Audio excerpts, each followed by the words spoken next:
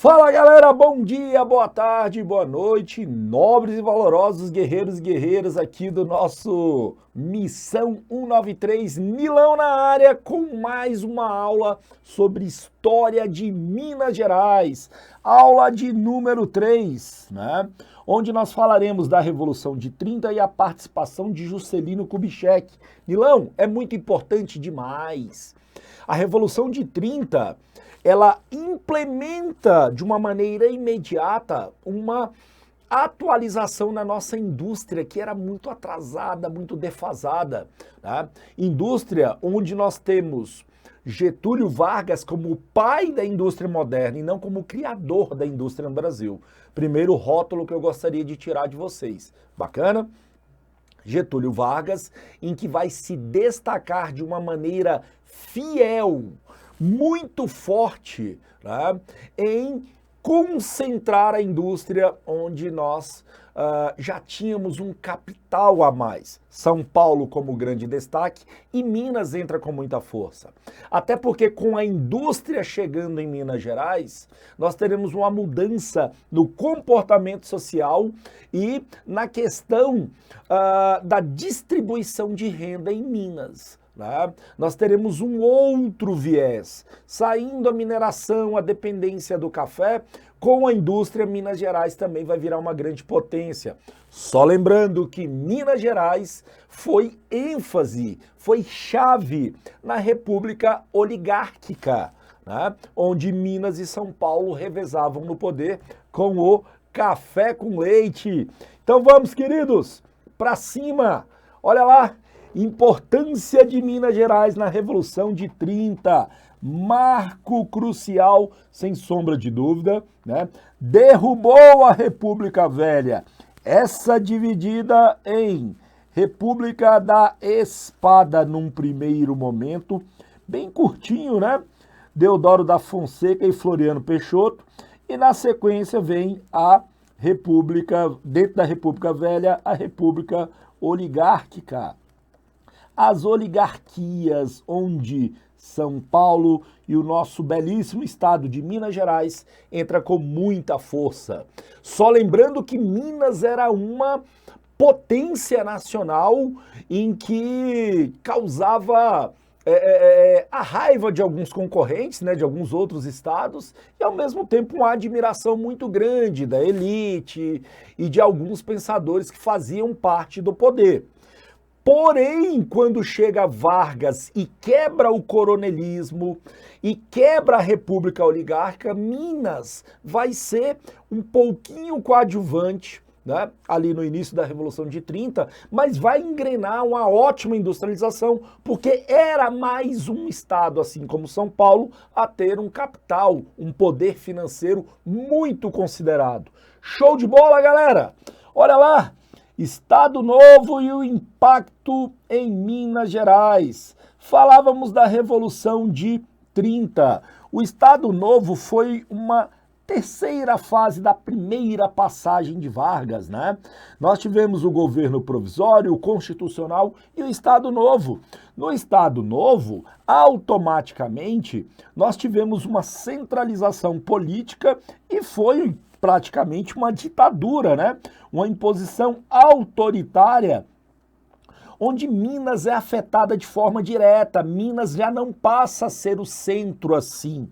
Bacana? Nós tivemos uma intervenção federal no estado, onde Minas vai perder uma grande autonomia. Nós teremos ali a resistência entre as relações do governo federal, do estado mineiro. Então, tendo como ênfase, num primeiro momento, o que eu posso dizer? Da Revolução de 30 até o Estado Novo, nós temos uma mudança de status, de participação do Estado, de diversas formas, né? Minas que era muito voltado no café, Minas que tinha uma oligarquia, um coronelismo muito forte, ela vai se industrializar. Bacana? Ela vai ter um crescimento muito grande, isso daqui é importante, da classe trabalhadora e vai mudar o perfil econômico. Show de bola? Automaticamente, mudando o perfil econômico, nós já temos uma participação social diferenciada. Nós já teremos uma distribuição de renda diferenciada. Bacana? Então, ali no Estado Novo, até a parte cultural, ela vai ser diferenciada, porque nós tínhamos ali um Estado onde nós implementávamos a censura, né? A vida cultural, ela vai mudar. Nós teremos uma forma de educação diferenciada e nisso a vida cotidiana dos nossos nobres mineiros da época vão seguir a tendência do momento. Bacana?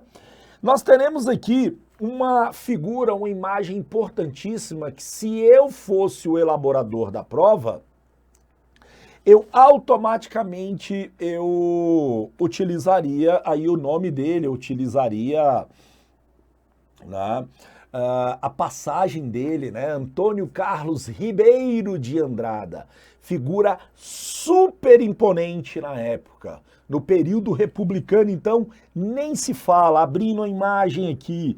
Ele foi, né, um dos principais líderes da Revolução de 30. Né? Na Revolução, ele articulou a participação de Minas Gerais na Revolução de 30 e contribuiu para a deposição, a saída de Washington Luiz. Washington Luiz, em que venceu as eleições, né? Só que Vargas não concordou com o resultado e a Revolução de 30 foi um golpe. Show de bola?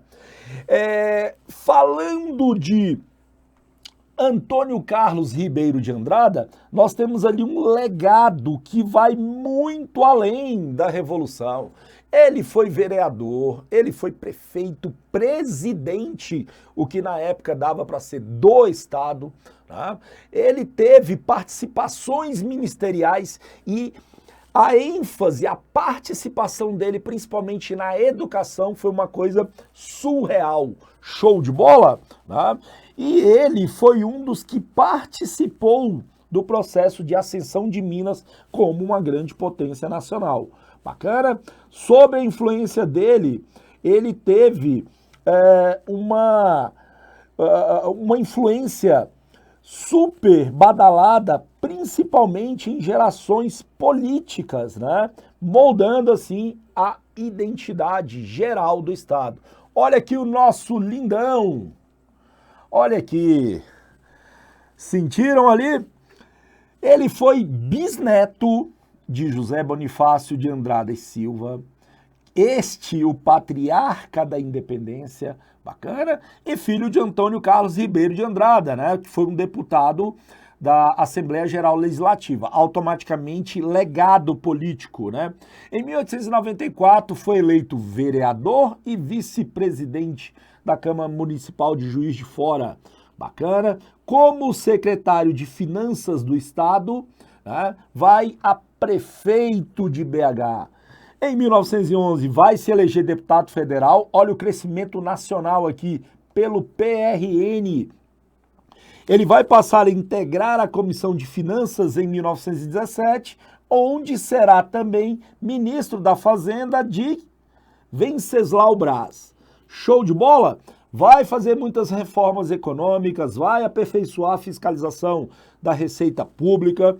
Ele é reeleito, né, para a Câmara Federal em 1919, assumindo a Comissão de Finanças quando publica sua obra, né, Bancos de Emissão no Brasil. Show de bola? É eleito presidente de Minas Gerais e vai tomar posse em setembro de 1926. Como chefe do Poder Executivo Estadual, tá bom? Beleza? Tranquilo? E ele vai ser um cara que vai se destacar demais, mas muito no quesito educação, tá? A reforma do ensino com ele vai ter uma ênfase muito grande, né? E o projeto pioneiro, dirigido por Francisco Campos, né, que é o secretário do Interior, renovou todo o ensino primário e normal. Bacana. segundo postulados da Escola Nova, para a galera que está estudando aí pedagogia. 1927 ele cria a Universidade de Minas Gerais, né, dando prosseguimento aí à organização da futura Universidade Agrícola em Viçosa. Caracas, Nilão, mas que cara emblemático. Sim, eu até suscitei uma possibilidade de trazer as grandes figuras, né, para poder trabalhar aqui de uma maneira particular, mostrando aí os grandes nomes. Só que ele foi muito enfático, principalmente se tratando da Revolução de 30. Então, eu tinha que colocá-lo aqui. Olha aqui um pouquinho de parte da biografia dele. Figura aqui, ó, do lado esquerdo. Vou ler para vocês. Por sua condição de presidente de Minas, era candidato natural à presidência da República na sucessão, né, do paulista Washington Luiz. Minas, São Paulo, Minas, São Paulo. Ele ia praticamente, estava assim, era meio que natural colocá-lo como presidente da República, olha lá. No entanto, o acordo tácito que vinha garantindo a alternância de São Paulo e Minas no governo federal foi rompido quando Washington Luiz, representante de São Paulo, preferiu indicar outro paulista para sucessor. E ele não gostou muito, né? E ele foi um parceiro aí da Revolução. Tal projeto se concretizou com a formalização da Aliança Liberal, coligação que reunia os situacionistas de Minas, Rio Grande do Sul e Paraíba, e ainda era apoiado pelo tenentismo, um movimento que também era contra as oligarquias. Vou, né, abrir aqui, vou tirar a tinta e tá aí um slide para vocês darem uma resumida muito boa. Vai uma dica do Nilão. Estudem matérias de humanas copiando em tópicos curtos e principalmente utilizando várias cores, né, de canetas, aí umas 4, para poder destacar. Alguém já teve aquela sensação de na hora da prova, caracas, eu grifei de verde ali no canto superior direito uma expressão e ela dizia tal coisa e na hora vai clareando, né? Estudem copiando, colocando tópicos menores. Claro que a resolução de exercícios ela é essencial, mas a teoria, quando você tem tempo, ela é muito bem-vinda. Show de bola? Beleza? Então olha lá, é um cara de uma participação, de um legado familiar surreal. Um super mineiro aí, né? O nosso queridíssimo Antônio Carlos Ribeiro de Andrada, só neto do patriarca, bisneto, aliás, do patriarca da Independência. Show de bola? Né? E vamos ver aqui como é que isso cai de uma maneira, assim, direta, né? Mas, Nilão, como que você vê uma possibilidade de cobrança, né, dessa parte teórica, né, com questões muito resumidas e focadas? Olha essa daqui como exemplo. Vamos juntos aqui.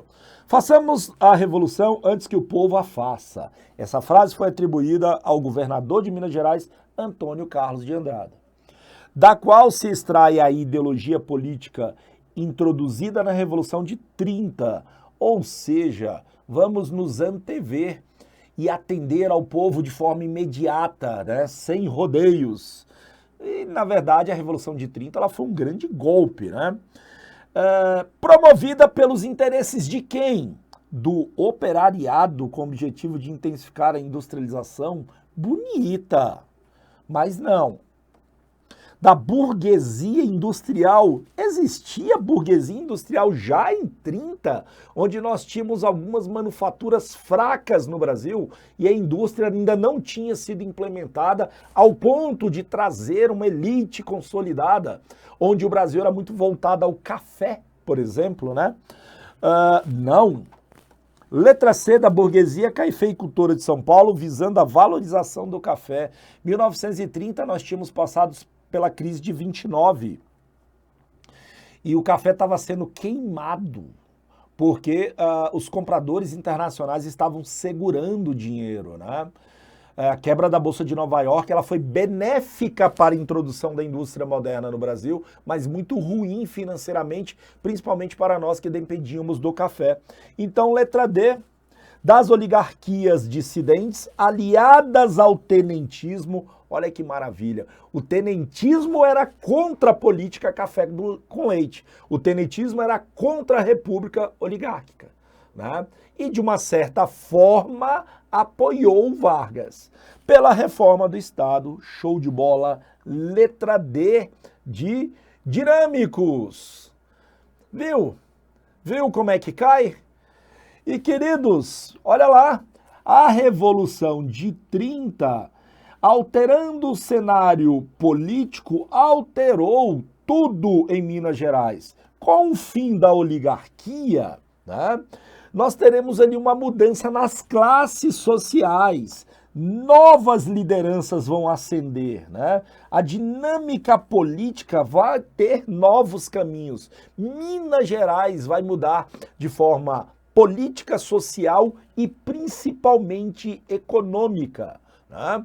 Nós teremos ali uma modernização, na verdade, uma origem de um moderno parque industrial. Novas indústrias vão surgir e Minas vai ser muito forte, principalmente na mineração, óbvio, e na siderurgia, que faz parte da indústria de base, tá? E por óbvio, né, a partir do momento em que você muda o cenário social, uma classe trabalhadora vai vir com mais peso. E com as indústrias nós teremos mais oportunidades de emprego. E galera, olha que fato interessante. Onde a indústria chega, ela modifica por completa a urbanização. As pessoas vão querer morar mais próximo do serviço. Aqueles com melhores condições financeiras irão para cidades mais estruturadas. Os mais humildes para as áreas periféricas, formando assim um processo inicial ali de segregação social, onde nós teremos aí cidades mais estruturadas, fiscalizadas e com infraestrutura, e outras mais largadas, tendo ali principalmente sofrendo ali uma macrocefalia urbana. Show de bola? Beleza? Tranquilo? E, queridos, só para nós entendermos o tanto que Minas mudou com Getúlio Vargas. Olha só, nós temos a República da Espada, que é uma república opressora, com Floriano Peixoto e Deodoro da Fonseca, 5 aninhos ali, né? Curta, né? Aqui, Minas Gerais e São Paulo serão muito fortes. O problema é que elas não vão ter muita ênfase com o governo provisório, que veio para acabar com as oligarquias, né? Ele vai dar uma centralizada no poder, né? Ele vai dissolver a Constituição de 1891, né?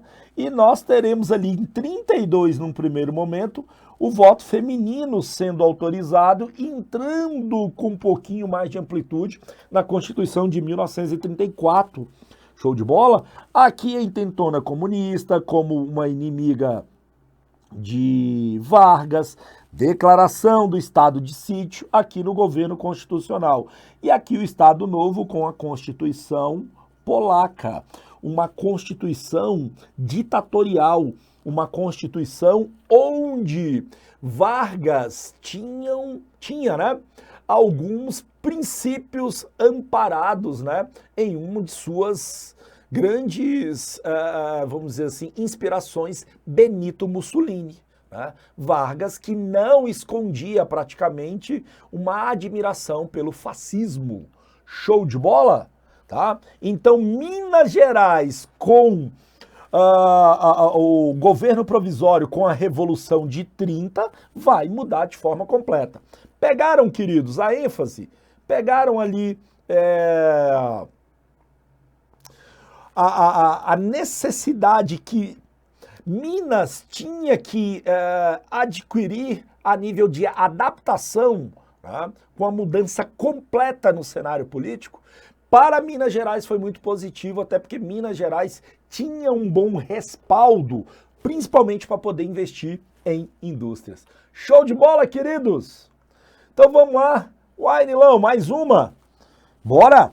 O período da história brasileira que vai de 1894 a 1830, olha lá, 94 a 30, tá? Só trazendo aqui uma menção na questão da cronologia. República, 1889, fazer bem organizado, né? A letra já não ajuda de forma natural. Até os dias atuais. Dentro do período republicano, no início, nós tivemos de 1889 a 1894, a República Velha. Olha como é que cronologia mata algumas questões, né? De 84 a 30, nós tivemos a República Oligárquica,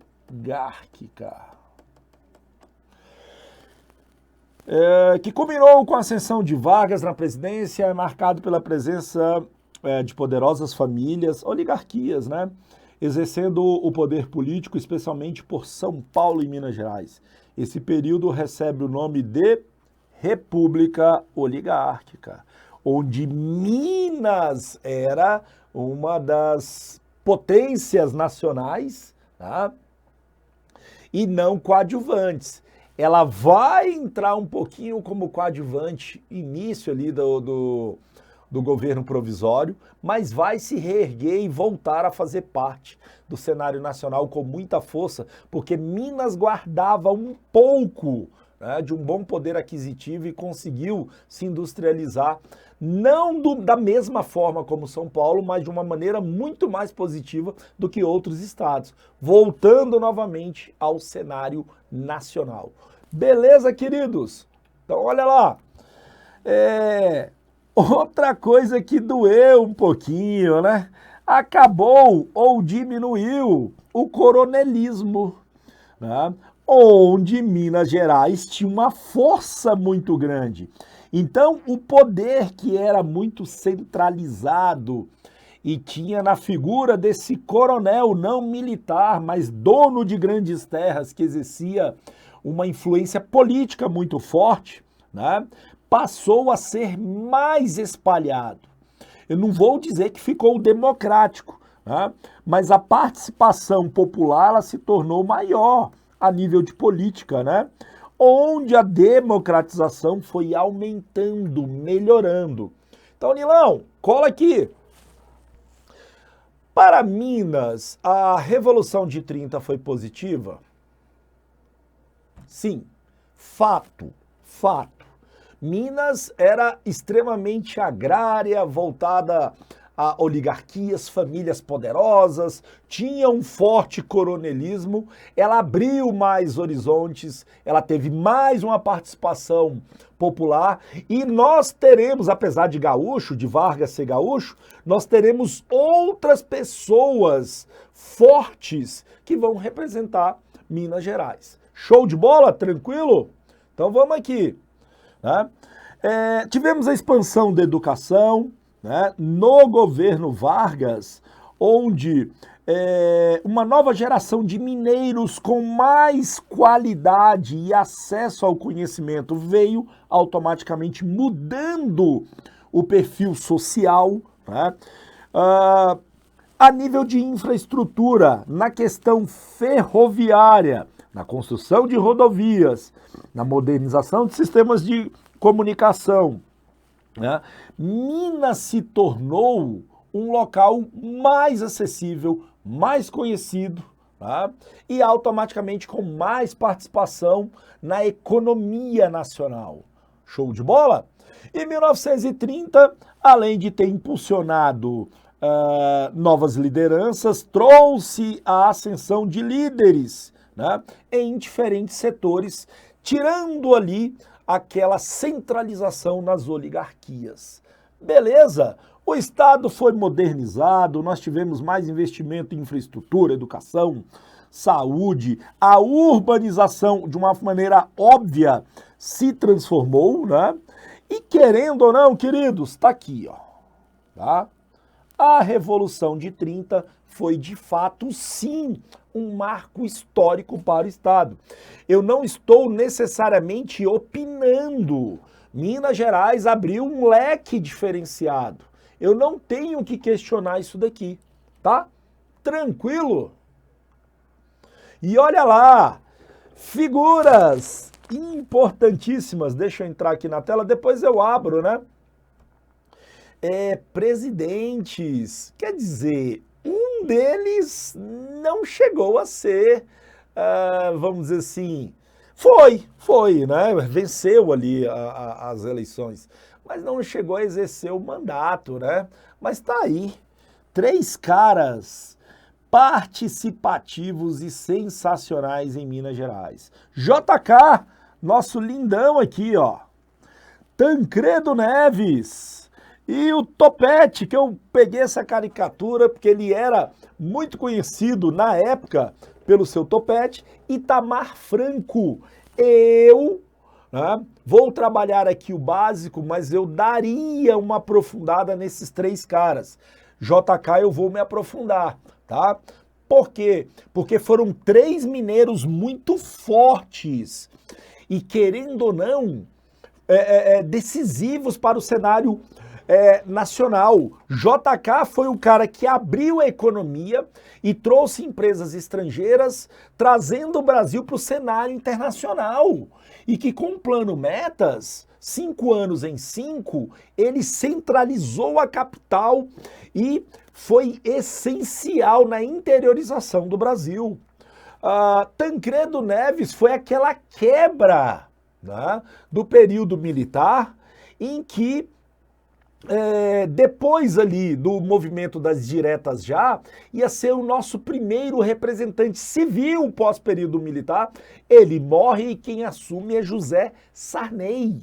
Bacana? E quando eu falo de Itamar Franco, eu falo do presidente que assume no lugar de Fernando Collor, que foi impeachmentado, só que Itamar Franco, ele, juntamente com Fernando Henrique Cardoso, o ministro da Economia da época, eles implementam um plano real, moeda que se encontra até os dias atuais. Caracas, abrindo aqui, olha a importância desses caras para o cenário nacional, galera.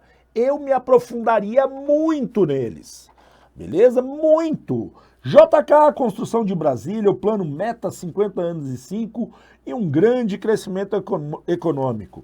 Tancredo Neves, o principal ator da redemocratização, fim do regime militar. Olha os marcos que mineiros conseguiram, né?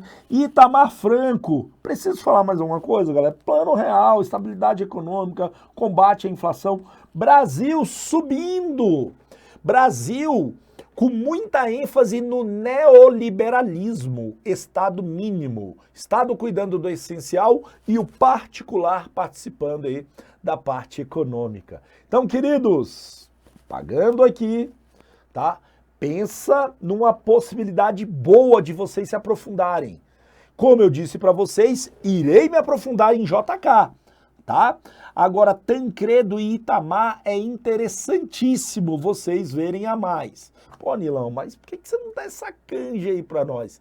Galera, são 2 caras de biografias e de participações longas. Tá? O principal eu já mencionei aqui para vocês, mas é interessante vocês se aprofundarem, porque pode ser que a banca escolha os 2, por exemplo. Não seria nenhuma novidade. JK é o presidente do Progresso, né? O cara que governou de 1956 a 61, governo marcado por um grande crescimento econômico, né? Ele só foi o cara que construiu Brasília, inaugurou ela na década de 60, né? Tornando-se um marco da arquitetura moderna, um importante centro político para o país, com o plano Metas, com o chamado 50 anos em 5 anos. Ou seja, um programa de desenvolvimento que simplesmente revolucionou o país, principalmente na questão da indústria. Tivemos muitas obras e na parte da energia também, com a aquisição de hidrelétricas. E aí geografia faz o complemento, né? Transporte nem se fala, principalmente voltado ao rodoviarismo. Rodovias, né? E na educação, uma participação significativa. Show de bola? E JK foi aquele cara, né, pegando aqui o símbolo, em que abriu a economia do país. Né? Ele abriu, entre aspas, abriu a economia do Brasil. E abriu a economia do Brasil principalmente com as automobilísticas, as indústrias automobilísticas. Ou seja, ele, na verdade, ele trouxe empresas estrangeiras para poder produzir aqui no Brasil, dando uma ênfase muito grande, né, à Volkswagen. Tanto que um dos símbolos dele vai ser o bom e velho Fusca. Né? E o rodoviarismo ganhou muita ênfase, ele ampliou a rede ferroviária, mas não da maneira em que nós gostaríamos, né? Tanto que o Brasil ficou muito rodoviarista e hoje, se nós tivermos outra greve dos caminhoneiros, o país para. Então, o rodoviarismo ali com o JK foi muito enfático e os militares o que mais fizeram foram abrir BRs, né? E as ferrovias ficaram um pouco estacionadas. Poxa, e dependendo do trem aí, você leva uma quantidade de carga equivalente a 80 caminhões. E nisso você diminui poluição, acidentes de trânsito, manutenção em pistas, morte de animais silvestres, uma série de detalhes e ainda desobstrui, você vai evitar mais engarrafamentos. E como eu já disse, acidentes. Então, assim, poderíamos ter investido mais em ferrovias, né? E o transporte de pessoas e mercadorias é mais do que impulsionado. Show de bola? Olha como é que isso daqui poderia cair, ó. Já li aqui, ó. Antes de ler a questão. 50 anos em 5, né? Ó, plano metas. Vem aqui, galera. Em muitas situações,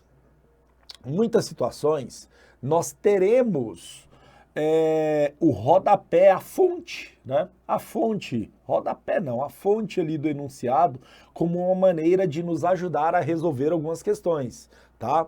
Eu já matei algumas questões com o rodapé, se referindo ali à globalização. Falei, opa, globalização, a resposta casou mais, tá? E me ajudou, então vai uma dica aí para vocês. Show de bola? Esse ideal desenvolvimentista foi consolidado em um conjunto de 30 objetivos a serem alcançados em diversos setores da economia, que se tornou conhecido como o programa Plano Metas. Na última hora, o plano inclui mais uma meta, a 31ª, chamada da metassíntese, a construção de Brasília e a transferência da capital federal, que foi um grande desafio de JK. Não se pode dizer que essa fonte, a primeira experiência de Juscelino de governar com base em um plano de desenvolvimento. Guardadas as devidas proporções, como governador de Minas de 51 a 55, JK já tinha sido eleito o binômio Energias e Transportes como metas de desenvolvimento para a sua gestão. Já era um visionário. Mas, galera, 50 anos em 5 é falado aqui, ó. Tá? Na fonte. O texto indica que o programa político desenvolvimentista mencionado promoveu o quê? Redução nos investimentos, o que nós mais tivemos foi investimento. 50 anos em 5. É como se em 5 anos nós crescêssemos 50 anos, uma interpretação bem básica. Então vai reduzir investimento, tá vendo? Perceberam? Retirada dos projetos educacionais e do plano econômico? Não, pelo contrário. Centralidade de investimento destinados ao modelo agrário exportador, sendo que ele abriu a economia trazendo empresas de fora. priorizando as empresas automobilísticas? Não. Incentiva a implementação de reformas de base? Tá bonito e tal, mas não. ênfase no desenvolvimento dos setores de energia, transporte e indústria de base, principalmente com siderurgias sendo ampliadas. Caracas, lindo item, né? Linda resposta. Ou seja, letra E, né, de excelência. Perceberam, queridos? Viram? E olha lá, caminhando aqui com o plano Metas, um grande legado aí de crescimento. Rápido, né? Era um plano que tinha como objetivo alcançar metas ambiciosas num prazo mais curto, né? E as prioridades eram energia, indústria, transporte, educação e também agricultura, até pelo potencial de terra, né? Até pelo solo, pela topografia dos nossos terrenos. Nós não poderíamos só apoiarmos o setor secundário. O primário sempre foi a nossa ênfase e ele tinha que ser melhorado. Além de mexer, de investir em infraestrutura, tecnologia, educação, viu que a questão lá diz que não, né? E saúde. Óbvio, né, que o Plano Metas trouxe um crescimento econômico surreal, né? E que, por óbvio também, esse investimento em infraestrutura expandiu a indústria, aumentou a produção agrícola, né? E trouxe mais prosperidade e desenvolvimento para o país e, óbvio, para Minas Gerais também. Teve um legado duradouro, né? Onde isso impulsionou a indústria do país, trouxe muitos empregos e historicamente é um marco na história, pô. Até porque centralizou a capital, teve que contratar muitas pessoas, indústrias foram criadas, então serviu como uma forma de embrião para a consolidação industrial, tá? Lá atrás, iniciada por Vargas. E, queridos, conclusões aí, né, da Revolução de 30 e o legado que foi deixado. Tá? A questão da liderança e influência, nós podemos citar este nome, guardem, uma aposta pessoal minha, queridos, beleza? Antônio Carlos Ribeiro de Andrada, alguém que foi um grande apoiador da Revolução de 30, até porque o Washington Luiz não indicou ele. Será que se tivesse indicado ele não teria apoiado tanto? Óbvio, né? Um grande homem, uma grande personalidade, mas o interesse ia falar mais alto, né? O legado de JK, meus queridos, de 56 a 61, ele foi aquele visionário. Tudo bem, e é bom nós citarmos, né? A questão dos gastos e da dívida externa foi algo muito grande, né? Isso aumentou e até multiplicou nos governos militares, porque nós tivemos mais empréstimos ainda de fora. E um grande parceiro para esses empréstimos, com certeza, foi os Estados Unidos, que já tinha influência desde a época de Vargas, beleza? E, obviamente, o legado aí de Juscelino Kubitschek. Falo do Distrito Federal, falo de Taguatinga, mas aqui o que tem de obras, de monumentos com a sigla JK é algo surreal. Assim como a Anhanguera, né? O assim apelidado Bandeirante pelos índios, né? Que ajudou a consolidar de forma oficial a descoberta do local que hoje é o Goiás, né? Você vai ter muitos nomes de Anhanguera em Goiânia e no Goiás de uma maneira geral, nas músicas, enfim.